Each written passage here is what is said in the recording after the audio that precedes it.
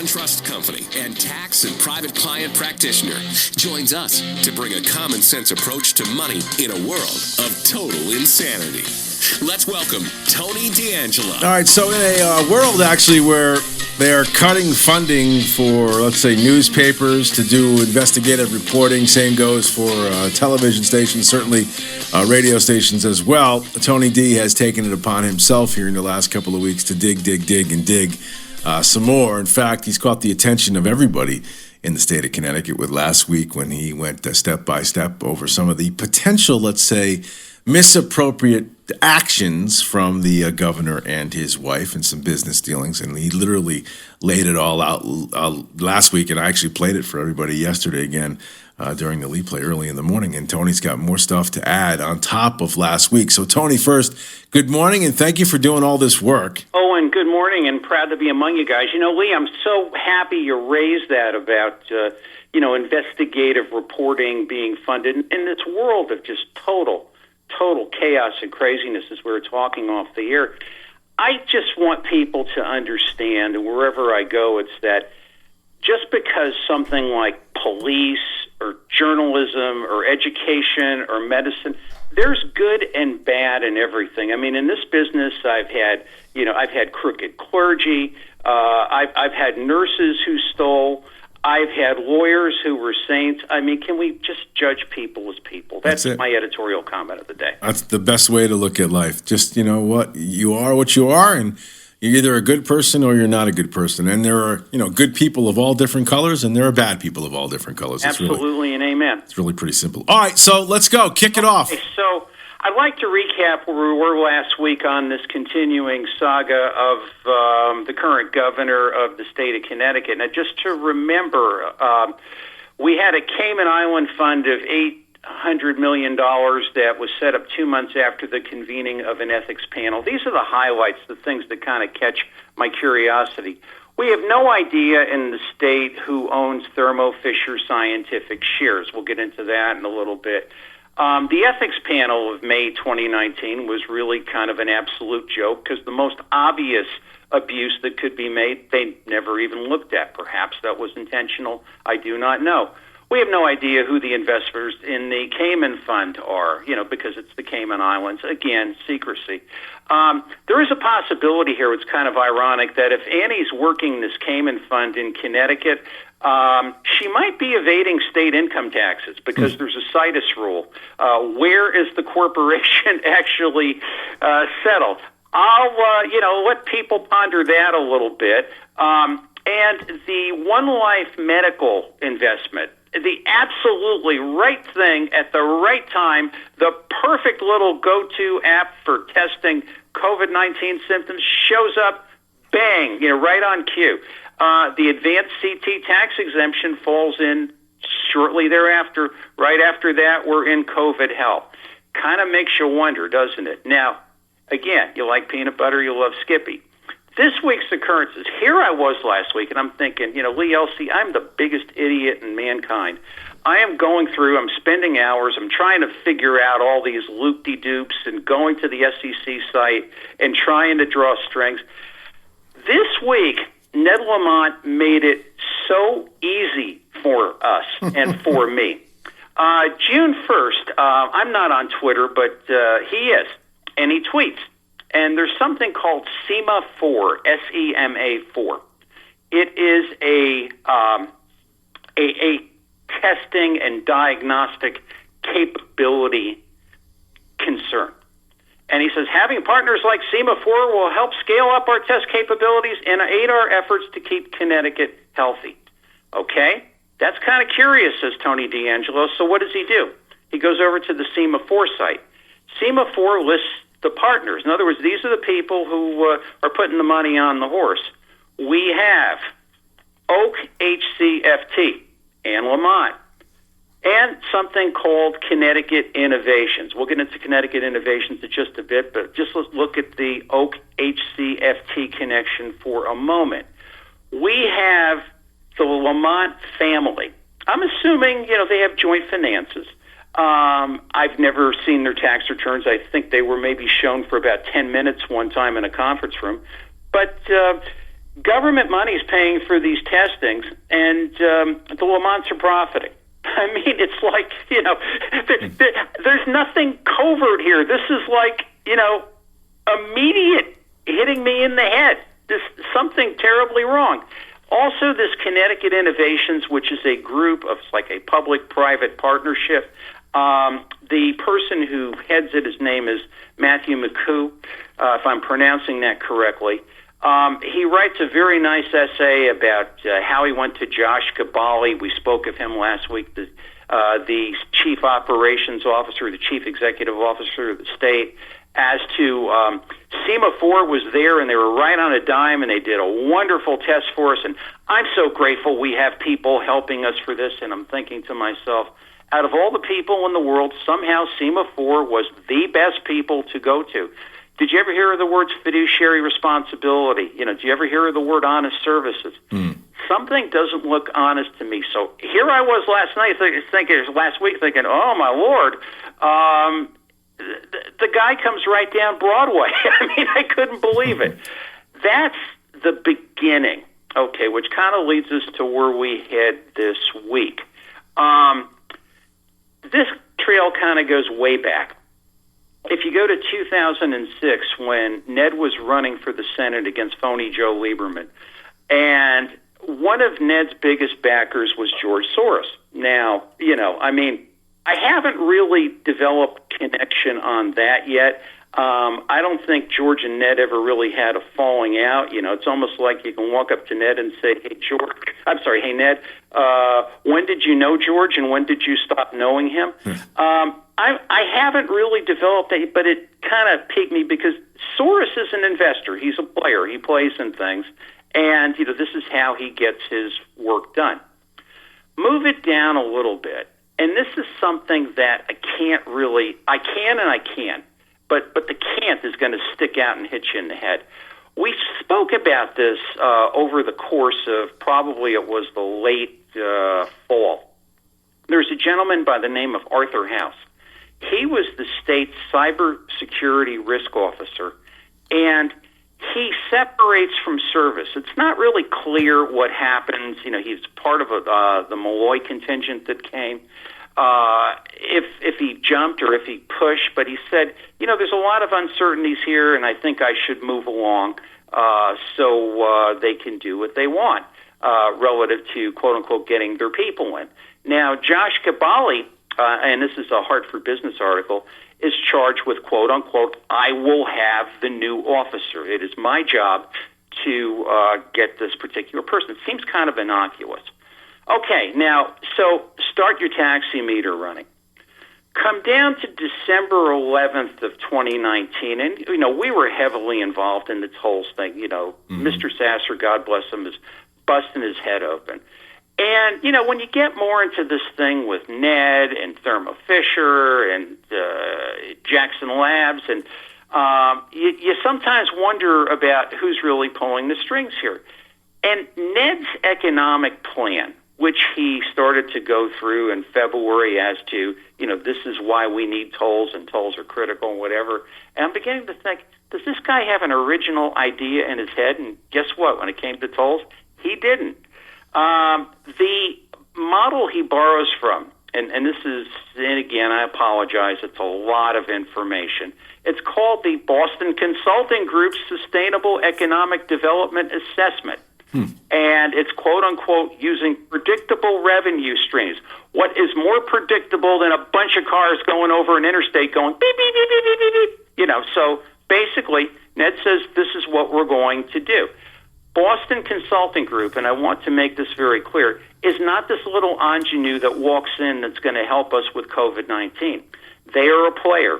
I can find them going back in the state as far as 2012. 2015, they were part of the whole Department of Education debacle. I've got hard documentation on all this stuff. So they didn't just walk on the scene to save the day and a bunch of, little ingenue news reporters saying, wow, this is great. No, hey, kids, they've been here. Okay. Now, in March 26th of this year, you've got a period when Arthur House leaves, and you've got a period of, okay, well, who's the new security guy? There is a Jeffrey Brown, who is the director. They call him the CISO, the Chief Information Security Officer. Got enough titles for you? I find his appointment in a security magazine. No news source covers it. No, hey, what happened? What's his name? Jeffrey Brown. I don't think I've ever heard of that guy. No, never did. He's never been.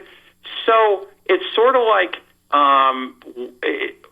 we have a gap of information.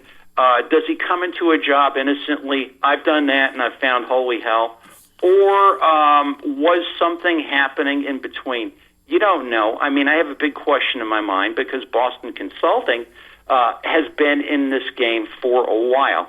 Now, what has happened? Like they used to say, Howard Cosell would say in the wide world of sports, while you were away, there is another stock issue. And let's just look to see. I just want to take a moment here to recap before I get into the stock issue.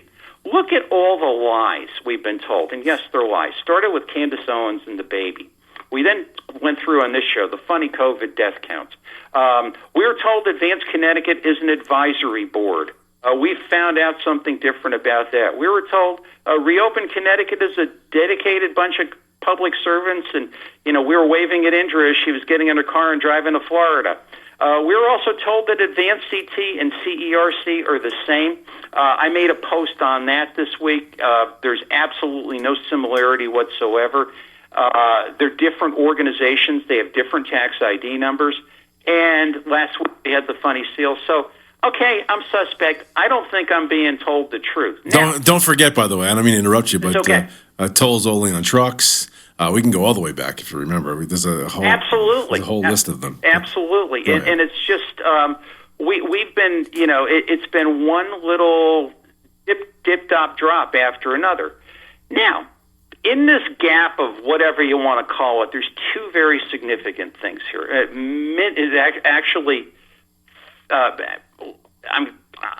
It's mind blowing. Either two or three. Brown is one. But let's deal with them one at a time.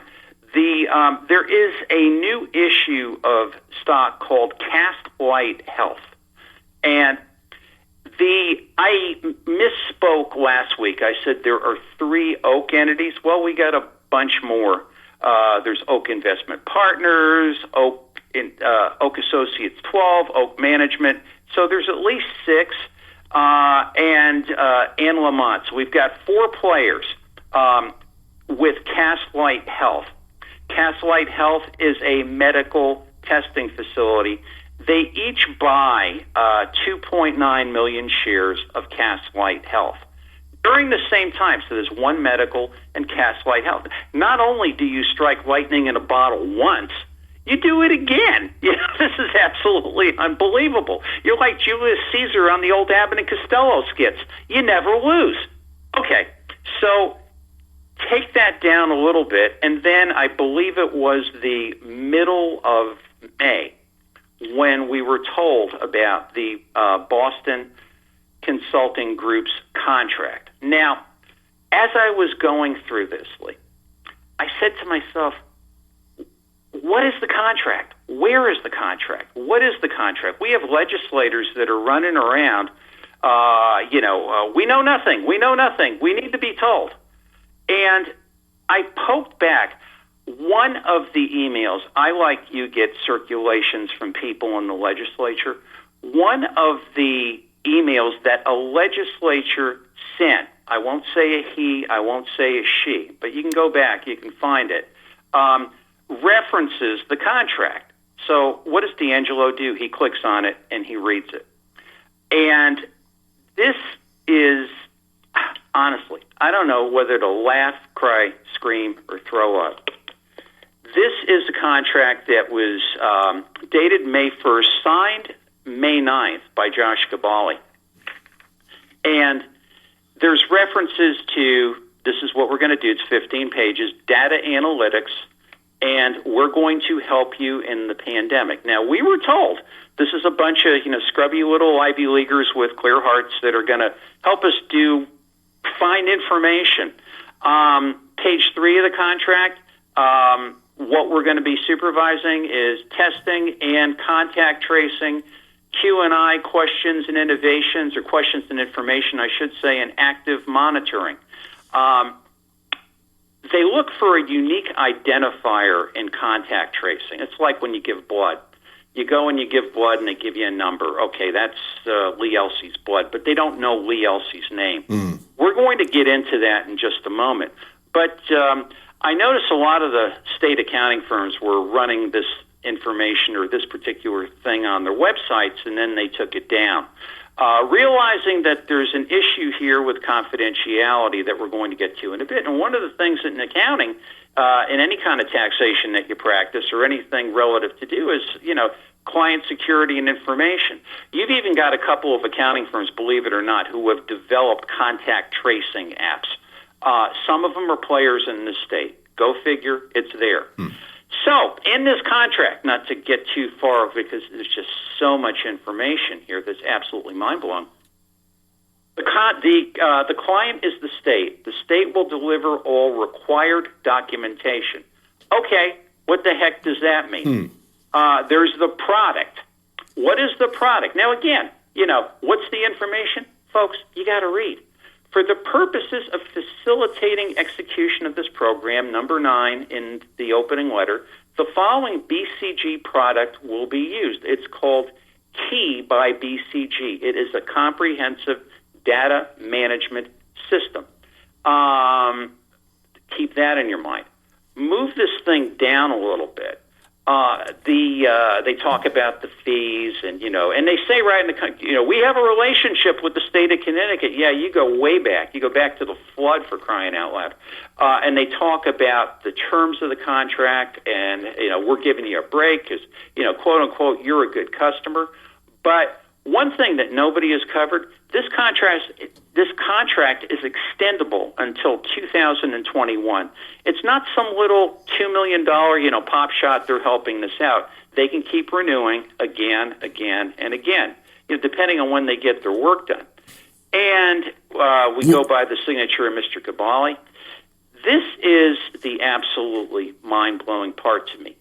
The key management system is, and I realize we're running down to the end, but the key management system is based upon critical information, which they call confidential information. And they define confidential information, and this is to go from the client, being the state, to BCG. Any name, number, or information to identify a specific individual, not limited to name, date of birth, mother's maiden name, motor vehicle operator's license number, talk much, Tony, social security number, employee identification number, employer or taxpayer identification number, alien registration number, on and on and on. Without limiting the foregoing, confidential information shall also include any item that the state classifies as confidential or restricted.